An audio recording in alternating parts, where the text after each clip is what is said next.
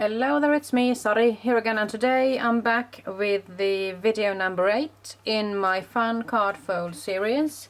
Today I'll be talking to you about gatefold cards, and let's see, I believe that this one could have been my first gatefold card. I used a beautiful owl stamp from the greeting farm, as well as some dies from Tim Holtz in order to create this sort of a sign holder and a sign. And I'm thinking that the oval shape here could be a die from Spellbinders, which I used years and years ago.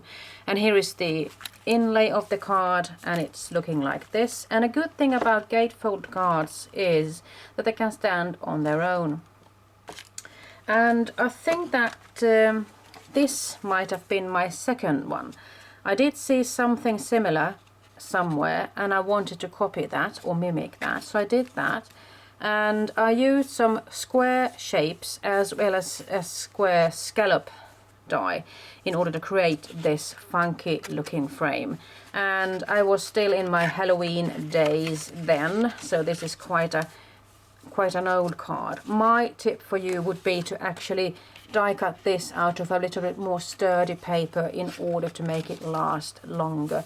Of course, I've been keeping this in a sort of a plastic folder, so it has been all right, but it's nice to know that it can actually last, and and it's going to look rather funky when it's standing up like that also, so it's a fun technique for a gatefold card.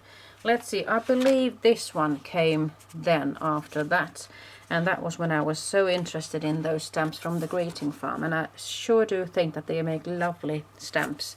And in this case I made a sort of centerpiece for the gatefold thingy, and I could just open it up like this, and there's lots of room for me to do some journaling or just writing my hellos and everything.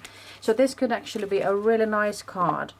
If you are sending a card to somebody from your work or something, then there is lots of room for everybody to sign their name, and then you can have the main statement in the center, as well as make something nice to the complete card as it is.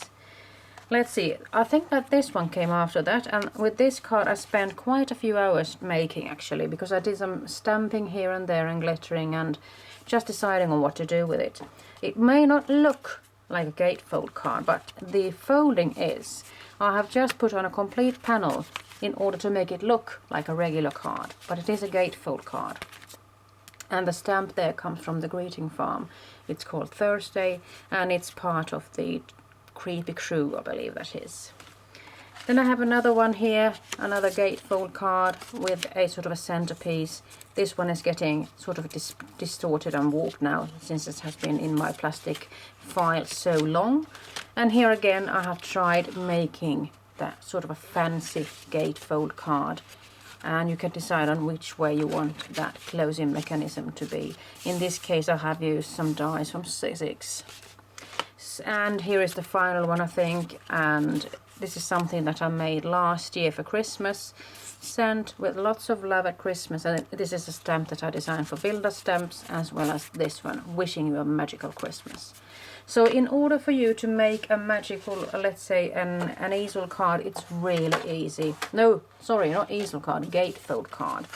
You will need a piece of paper. In this case I'm using a 12 by 6 inch paper, and I'm thinking that if you divide any kind of card that you're going to make, if you have the complete length measurement, let's say 12, if you divide it by 2 you will be getting 6, but you don't do the score line at 6. You need to think half of the 6, and then you're going to do 2 score lines instead, on 3 and 3 from either direction, and in that case you will have a card that is going to be 6 by 6 this time. Let's say you were to have a paper that is 10 inches. What would you do? Well, 10 divided by 2 is 5, so you could do your scoring at 2.5 and 2.5 from either side, and then you will end up with a card that is 5 times whatever height you have. So that's what I'm starting off with. 12 by 6, I'm going to score at 3, and I'm going to score at 9. If you want to make it easy for yourself and just have one kind of measurement in your head, just turn the paper over and score it at 3, once more. And then you're going to do your scoring or creasing like this, I usually like to use the corner of the crease or the score pal, and there we have it. So just make sure that you are getting your measurements right, so you get a really nice closing for your gatefold card. It's as easy peasy as that. Just take your full length measurement, divide it by 2, and divide that one in 2, and then you're going to make your score marks on either side.